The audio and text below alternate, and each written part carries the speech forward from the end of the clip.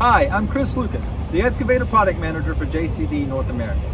And today I'll be demonstrating how to vent the auxiliaries on our mini excavator machines.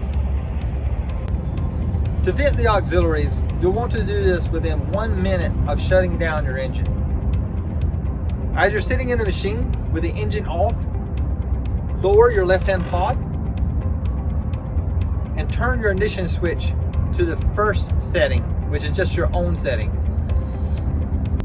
Press the to-go button to activate the hydraulics. The instrument panel will illuminate when this is active. Auxiliary 1 button on the switch panel will start to flash. Press to start the auto venting sequence. Instrument panel will indicate a need to confirm this process. To confirm the process, press the to-go button. During venting, the icon on the instrument panel will be green and a buzzer will sound.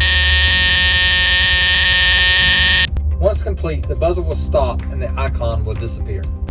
I hope you have found this video to be informative.